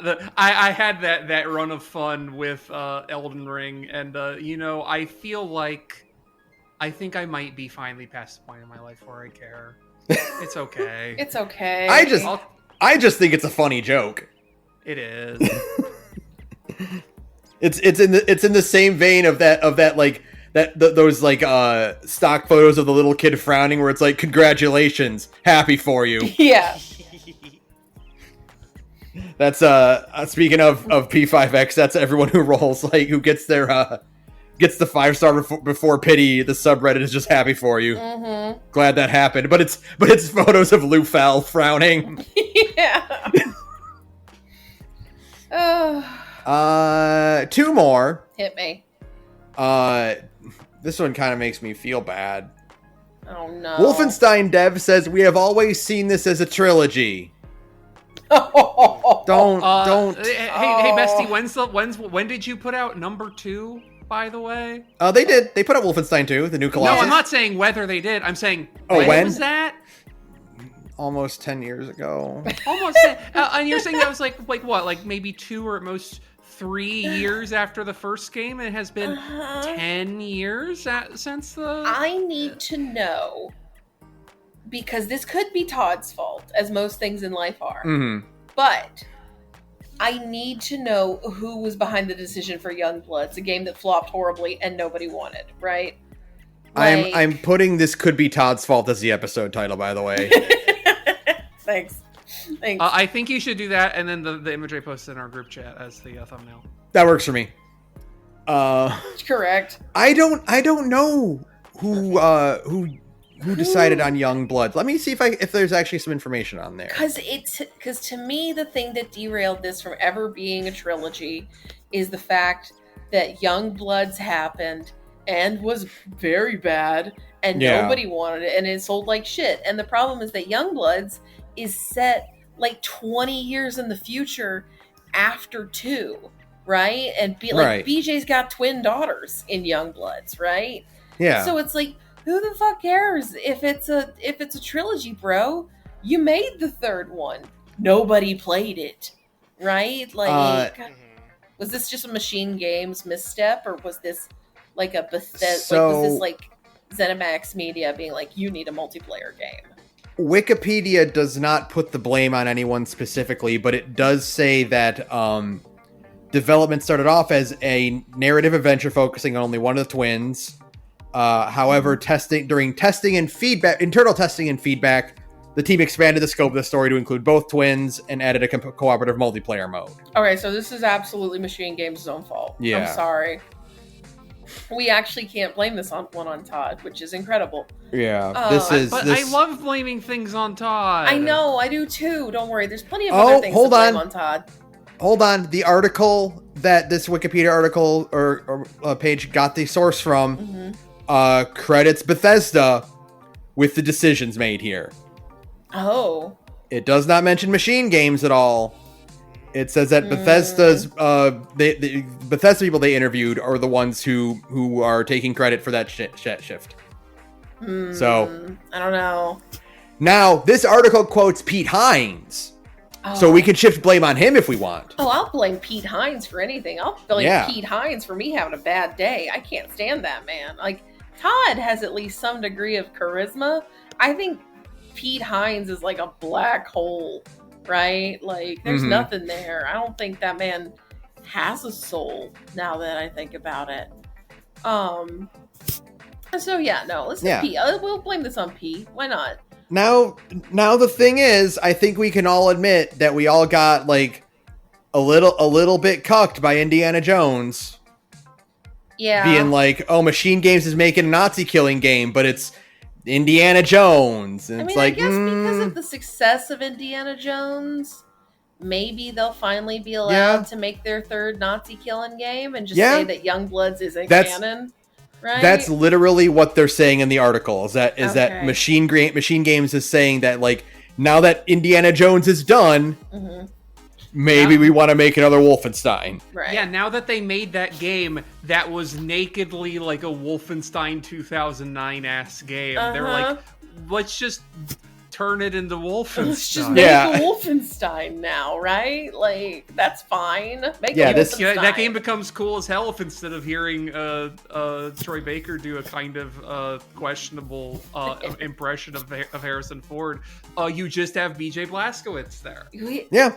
All things can be improved with the introduction of BJ Blazkowicz. I'm sorry. It's true. Look, it's basically just if you had a Butch Xenos. He's 7 feet tall and he's a big blonde musclehead and he loves killing Nazis. And he loves. What more do you want? And he loves talking like a lot, like way more than you'd expect, right? It's like respectable Duke Nukem. Exactly. Exactly. Yeah. Ooh, you know what? That's what they should just fucking give BJ a sword in the third game. That would be sick. I mean, there's so much you could do because here's the thing. So the first game, you get a knife, right? It's been a while since I played the OG Wolfenstein, but you get a knife. In the second game, they improve on your Nazi killing technology by giving you a hatchet, which, as we all know, is the best device for killing Nazis, right? True. I want my scalps. I want my scalps. Exactly. God, I need to watch that movie so bad. That movie's good as fuck still. How do you improve on the hatchet? I think you either go full Doom and give him a mini chainsaw, or a big fucking, like, broadsword. Right. I think... Oh, continue. Alex.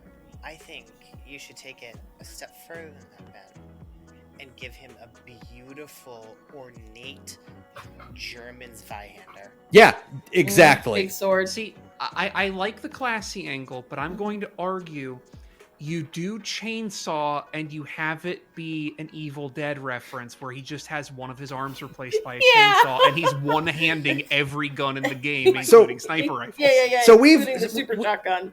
We've all played Wolfenstein 2, right? Yeah. I have not. Okay. It's a 8-year-old game. I don't mind spoiling. Spoil. I don't mind spoiling this fucking grindhouse ass Wolfenstein game. One of the things that happens that BJ gets his head cut off, and they put his head, attach it to a Nazi super soldier biomedic body. Right. You can just fucking turn that man into RoboCop at this point. You can. And just be like, BJ, we need to kill these Nazis harder. We're gonna give you an arm cannon. Yeah. Okay? We're gonna cut off your hand and put a robot chainsaw hand on it in its place. Actually, and BJ will be like, yeah, absolutely. Actually, my pitch is that we should just steal from Cyberpunk 2077 and give BJ Blazkowicz Mantis Blades. Yes. Right. You know what? BJ's a big enough man that he can have all three of them. That's what all I'm saying. three of the different kinds of arms. Yeah, I want him to have gorilla arms because I need him to punch it. I need him to do the thing like when you get like Cyber Psycho with the gorilla arms in Cyberpunk 2077, where you can just run up to an enemy and you do the two hand, like you do like the two hands overhead thing, and you just crush their head like a soda can. There's a unique animation for it and everything. Yeah. We need BJ to just start pulling off Mortal Kombat fatalities on Nazis. Yes, like we should just be doing fatalities. Like we need him to do the thing where like where we didn't do the fucking Kung Pao thing where he just punches a Nazi and his entire torso falls out. Yeah, absolutely. They need to steal the VATS physics from Fallout, so you just see him punch a Nazi in the torso, and the torso goes flying, and his arms, legs, and heads all stay perfectly in place. Like a cartoon, yeah. I just want the exact level of like grotesque and violent glory kills from Doom Eternal performed on a human being. Right, but exclusively on Nazis. Yeah, exactly. Yeah, totally. Yeah, that's fine. That's fine by me. I would love a third Wolfenstein game. That's the moral of this story, is that, like... You know what? Oh, go ahead. You know what would be fun? It just occurs to me. What if, to differentiate him from Doom Guy, you just made him more like Dante? He can juggle? He can juggle. You give him a motorcycle that splits in half. Yeah. Ooh. You give him nunchucks. You give him like weird, like cool guy weapons that are super not Doom Guy, but you know, like BJ would. Yeah, sure. You know? Yeah, I fuck with that. See, I thought you were leading in the other direction. Is that you just make him Wacky Wahoo Pierogi Man? I mean, like that. I think BJ deserves a little bit of whimsy because that's what makes him fun compared to Doom Guy. Sure, but I would kill to just like there's just like a fucking scene where like BJ's at a bar and like a bunch of Nazis burst in and he slams the jukebox and it just starts playing polka music and he goes ape shit on them. This party's getting crazy. I'm sorry. The idea of, you know how, because it was ZeniMax, they had the shit ton of money for it. Sure. They had covers. Yes. Of like the Beatles in German music. Yes. Yeah. You are now making me think of, what if Weird Al did Doom Guy music? Oh fuck yes. Oh. I want to hear the accordion cover of E1M1. That's what I'm saying. The only thing they fear is polka. Yeah. Yeah, no. I'm super on board. Absolutely. Oh. You're huge. That must mean you have huge polka. You have huge pierogies. Big. I'm trying to find some of those huge pierogies. I'm Yeah. always trying to get bigger pierogies. It's true. Talk to your doctor. Talk to your doctor if your pierogies are inflated for more than 4 hours.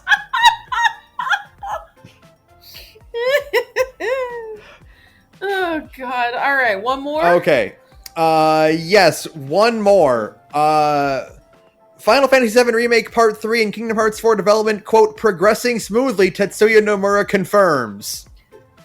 I don't believe you. I don't believe. Yeah, the thing, Mr. Nomura-san, I know you're listening to our podcast. Talk's cheap, you old bitch. Put up or shut up. Yeah. Put out a trailer or go to bed. May I see it? Nope. No. Yeah. I mean, I don't know. Anything's possible. But the thing is... Sorry, continue. The thing is, Jeff could continue the streak of the Game Awards actually being good by showing the Final Fantasy VII Remake Part 3 and not Kingdom Hearts 4. Now, I'm gonna make a bold proposal, and I don't think anyone on the show is gonna like it, but it would be the funniest reality, so I need to insist upon it. Sure. Mm-hmm. I think one of those two games, probably Kingdom Hearts 4, but way funnier if it's 7 Remake Part 3. I need that to become Tetsuya Nomura's Winds of Winter. I need him to go to the grave with people asking him every time he shows in public, yo, when's that coming out, by the way? Hey, where is that? The funnier one would definitely be Part 3. Yeah, because Kingdom Hearts 4 fans have already given up. Kingdom Hearts 4 fans are such fucking drama queens. That game got announced after Silk Song. It did. It's true. So, you know, you haven't waited Saturn. Long enough in the mines. Yeah, but Saturn. Kingdom Hearts 4 ain't being developed by 3 guys in an apartment having a grand old time. No, Ben, it's being developed by a AAA game studio in 2025. Of course that game's never coming out. Kingdom Hearts 4 fans are like a bunch of old dogs, you know? Yeah. We're just like, whatever you want to do is fine. It's fine. I'm just gonna lay here. It's Because chill. you played that first one in like 2002 or whatever, and you thought to yourself once upon a time, man, by the time we get to like 2009, there could even be like a Kingdom Hearts 5. Yeah. Oh. But the idea of remake part 3 never happening would cause fires. Good. I think it'd be funny. I think that would be funny. I actually might be on board with that one too, as much as I kind of want remake part 3. The thing about remake part 3 is that OG Final Fantasy VII still exists. So Yeah. I think the funniest option is that remake part 3 never comes out, right? I just think it would be really funny if they started doing Silk Song sacrifices in the official Discord. and each time they do it, you get added, and every time you go in, it just starts playing Sephiroth music. Yeah. Forcibly embedded into the Discord. No, obviously it just plays the theme of Aerith. Because you're getting stabbed to death like she did, right? Mm-hmm. Yeah, exactly. I know what would do it. I know what would do it. Uh-huh. I know what would get FF7 delayed permanently. What? Because I know, based on the original FF7, Yeah. the things that Nomura is really passionate about. Uh-huh. And all that would have to happen is that a little company by the name of Sunrise gets in contact with Tetsuya Nomura to develop the newest Gundam original series. Nomura in charge of a Gundam would just... Oh, it'd be so good. I think it'd be good. I frankly No, that'd think be good. It'd be good. It would be incredibly fun, but like... I don't know how else to word this. It would be... It'd be the new G Gundam. It would be the new G Gundam, but no, but I mean like... How do I... Because of how blatant the themes are in Gundam and how blatant the themes are in anything Nomura touches, the game would be whatever this is, game or show, whatever, it would be stifling. It would be insufferable. You would walk in and like the themes are like the tension in a room is so thick you could cut it with a knife. That's how I feel like the theme. I know men who use subtlety and they're all cowards. Yeah. The thing is, that's the reason why FF7 would get delayed, though, because what this would be is that he would be sent over to FromSoft to use their Armored Core engine to develop a new Gundam video game, and it's the world's first musical Armored Core. Oh god. The thing is, you're right about the themes being so present in a Nomura-led Gundam game. We would also have to suffer through the discourse of the most illiterate people on the planet. It's so true. That's one of the reasons I would be so disgusted by it. Why would you like this? Why would you like this story if you can't even read it? You could not get a more insufferable war is bad than people trying to discuss the themes and elements of the Tetsuya Nomura Gundam. Yeah, it's true. Don't worry, Ben. That already describes the average FromSoft game player. They'll pay Vadi Vidya $60,000 a month to explain why war is bad to them instead of trying to form a single opinion. It would be the equivalent of one conservative trying to understand Metal Gear Solid.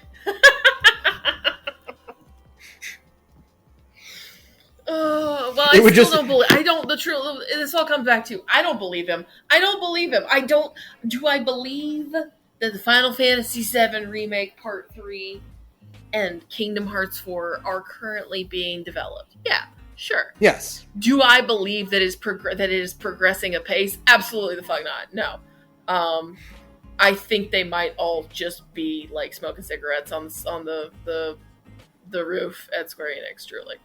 We'll see. I mean, again, we're a big fan of make work around here, so you know. The exact quote from him are, right, so things are progressing really smoothly. I can't really say more. If I suddenly went, well, actually, everyone would be really surprised. So yeah, things are moving along really smoothly, and this release timing has already been decided. We're moving forward according to that schedule right now, so please rest assured and be patient. So you can't even give us like a suggestion, like a wiggle. Nothing. You can't even tell us, like, maybe the window of release. Nothing. Okay, so you know what? Here's what I'll say about this, is that I believe that things are progressing smoothly. Sure. I believe that progressing smoothly is still long enough that he knows he can't say anything yet. Because if he says progressing smoothly 2028, that's also not good. True. Well, because also then you start getting 2028 and you've still not seen as many trailers or screenshots as you'd like for it having been another 3 years. You start to worry. Yeah. And then you start thinking dark thoughts about Tetsuya Nomura and then like looking up to see if his address is anywhere online. I mean, and he would really like that not to happen. Yeah. That's true. Oh, God. I don't know, man. Can I get one W, please? Maybe can I just have someday. one? Can I have this game? I mean, maybe Jeff will give you a Christmas miracle, Ben. Anything's possible. I just want the one. I just want this one thing. The one W. I believe in you, dude. I believe in your dreams. I saw that. We saw those really low quality screenshots like a couple months ago. That's all you're getting. Can I just have this thing? We're getting close. We are getting close to the point where we have been waiting as long for our Kingdom Hearts 3 to 4 as we have Kingdom Hearts 2 to 3, and I think that's just delightful. What do you imagine it's going to be like Shenmue and Kingdom Hearts 4 is going to come out and it's going to have a really obvious like cliffhanger for Kingdom Hearts 5 that you know in your heart isn't going to come out for another 17 years? Yeah. So the gap between 2 and 3 was 13 years? 12 years. But there was also like a bunch of spin-offs and stuff in between. Yeah. Dream Drop Distance to 3 was 5 years. Okay, so when did that they was announce 2012. When did they announce 4? They announced 4 in 2020. Okay, so you're coming up on. We're coming up to 5 years. Yeah, we're passing 5 years, so it's been longer from Dream Drop Distance to 3 than it has from 3 to 4. 3 to 4. Yeah. And there hasn't been like any kind of true spin-off except for mobile games that don't exist anymore. I'm not gonna count Melody of Memory. That was a rhythm game. Yeah, that's not a real one. That was why not? There could be a real plot in that game. You don't know. know. There was a little bit of a plot, but it was at the very ass end of the game, and most of it's just a recap of the original games. Yeah. Well, I think you can save Kingdom Hearts by Nomura just focusing all of his efforts on his new Gundam project and him going, Yoko Taro, I trust you. Yoko Taro would get it done. Yoko Taro just in the middle of day drinking, like, what? You want me to? Oh, fuck. All right. Oh shit. 2B's gonna be in the next game because she's gonna be in everything. I'm okay with that. I'm okay with 2B being in Kingdom Hearts. Are you kidding me? They're gonna put Sora in the 2B dress, and that's gonna reinvigorate that game's sales. Go ahead. Go ahead, Oates. What were you saying? I don't know. The thing is that if you gave it to Yoko Taro, what Yoko Taro would do is have the Disney characters be there as a Greek chorus. Mm-hmm. And have everything else be every single Square Enix character he is allowed to touch to a crossover. Sorry, but I think that sounds sick. Yeah, I think that sounds pretty good. I think it's great, but also like it'd be really funny after all of everything else has been happening with Kingdom Hearts. Just be like, we're gonna drop every plotline that we're doing currently to talk about fucking the guy from Secret of Evermore and his stupid dog. Right. Yeah. Mostly I'm just sitting here thinking, like, I kind of would love to see, like, the Kingdom Heartsified versions of 9S and 2B. Like a Nomura designed 9S and 2B like, would be great. Because, like, all the Final Fantasy characters in Kingdom Hearts get, like, cutesy little redesigns that are a little bit more, like, cartoony. I think it would be adorable. I think they would just both be absolute dolls, and I want to see it. I think it'd be cute. I trust Tetsuya Nomura to do this. I joked about the 2B dress, but it occurs to me that, like, Sora's wearing like a hooded shirt and shorts all the time anyway. He'd just literally be in a weirdly proportioned version of 9S's outfit. Yeah. Exactly. Where the S in 9S is short for Sora. Nine Sora. No, there's only 5.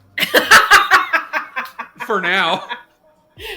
Give it to Yoko Taro and Yoko Taro like doing scale. Yoko Taro like doing this like dramatic imagery of like a crowd of Soras walking around and is like, oh, but can you like here's our theme of like identity and self, and Nomura's like, no, we do a lot of that here actually. Yeah, no, he's it's like, chill, oh man. Oh, okay.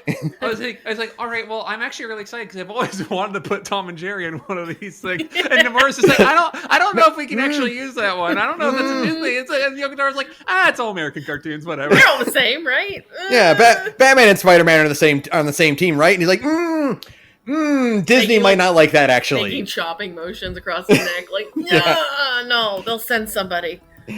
he's like, Woody Woodpecker? No, not him either. Damn. Yoko Taro's like, well, play Arts Kai did the Mass Effect 2 like figures. Do you think Square Enix could hook me up so I can get that girl with the fat ass from Mass Effect 2 in this game? and Nomura's just like, which one? And Nomura's like, Yoko Taro's like, all of them actually. That would be ideal. That'd be great. I just love the imagine him go like on the phone going like, well, surely Tweety Bird. No. Tasmanian Devil? No. He's a Looney Tune? Yeah. Well, what the hell do you want me to make this game out of then? Fuck, that's all the ideas I had.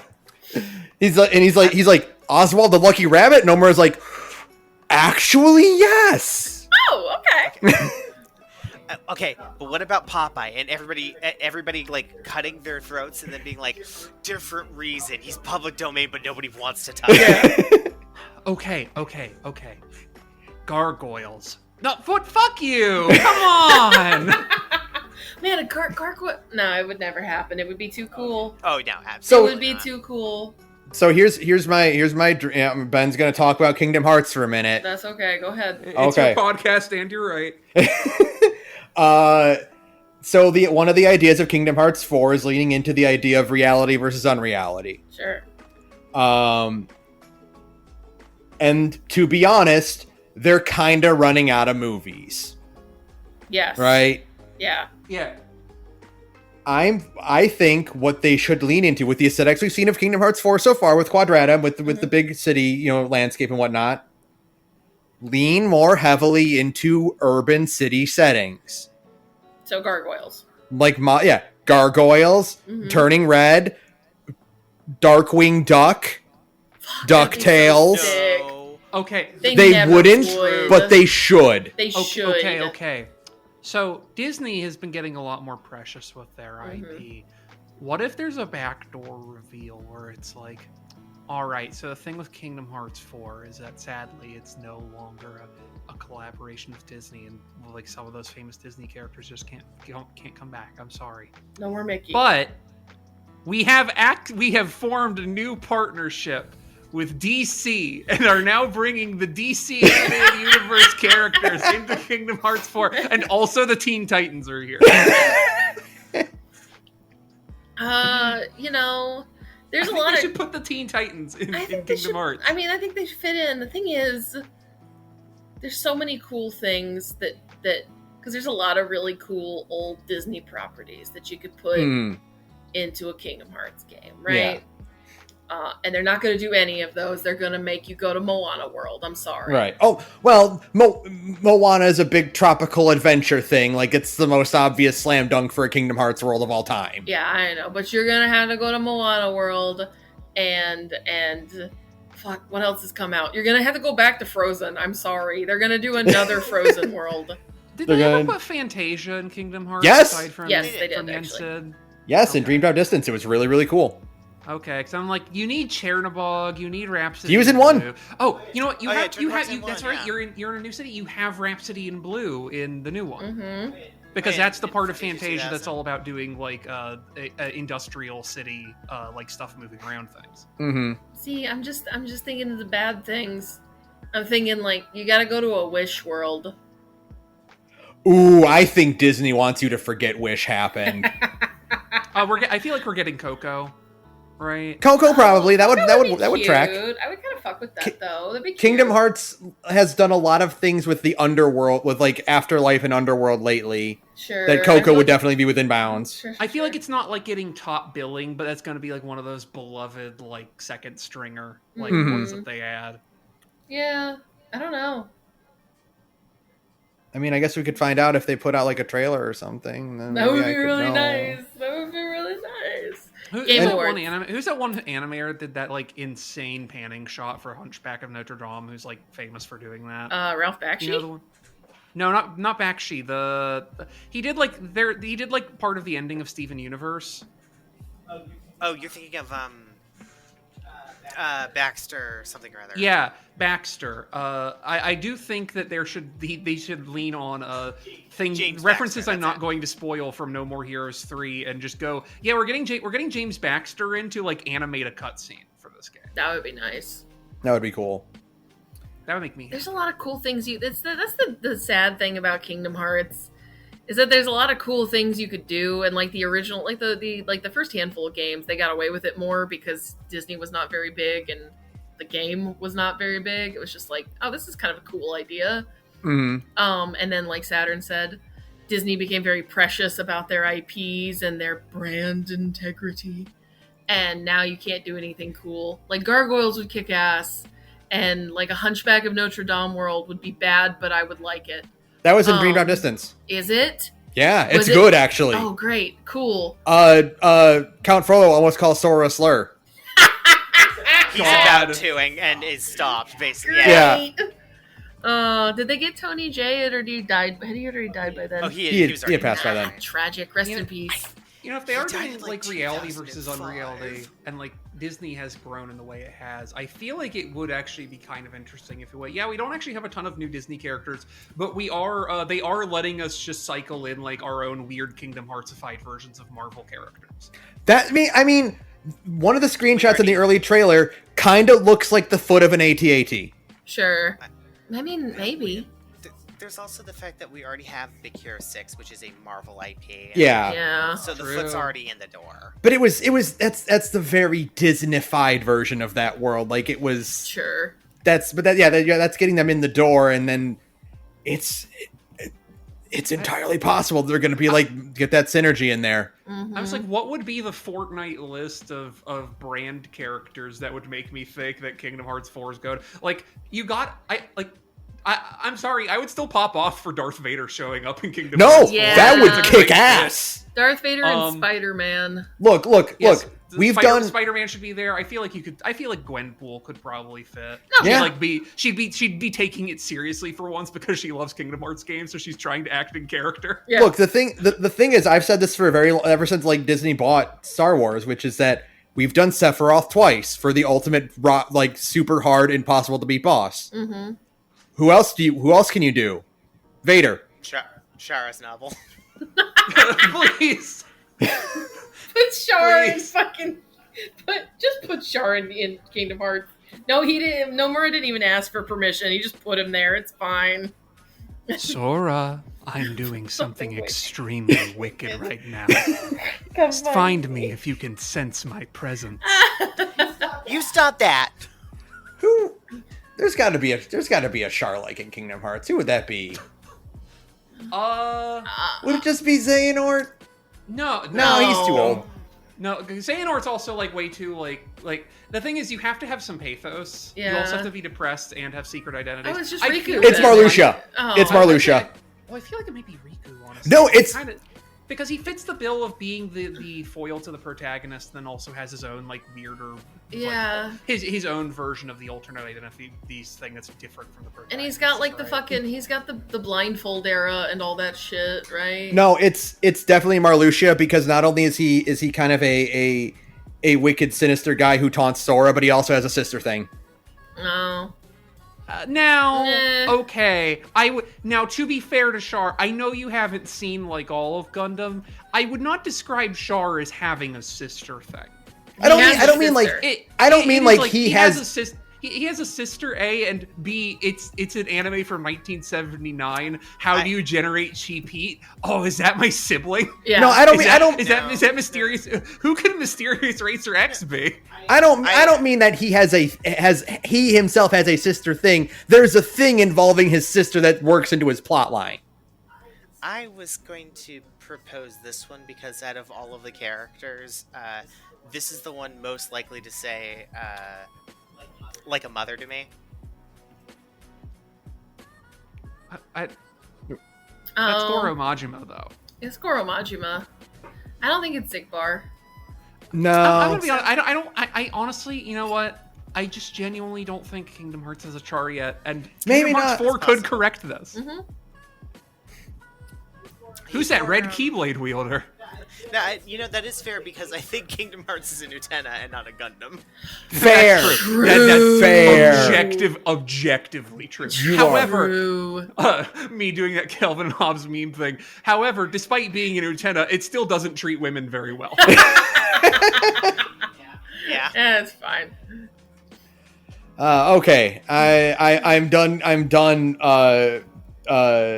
gushing about Kingdom Hearts for today. Yes, get us out of here. That'll do it for us. Thank you to DJ Cutman for use of background music. Email us at thegorgepodcast@gmail.com. Follow us on our social medias. Join our Discord. Patreon.com/thegorge. The reboot is going off.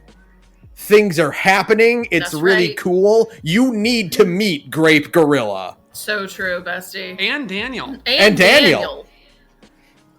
Oh, I'm dead. I'm Daniel.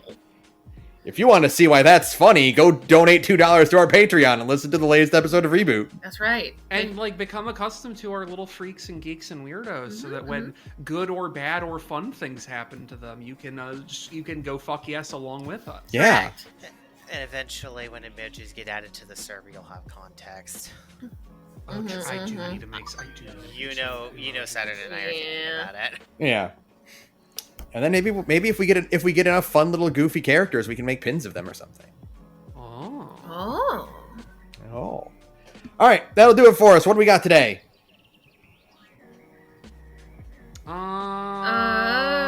There's a lot. Fuck Charlie Kirk. Fuck Charlie. Yeah. Yeah, that's a good one. Audio shit. Yeah, it's good. Good night, everyone. Good Do not night, get everyone. The Discord Good night, subpoenaed. Good night, everyone.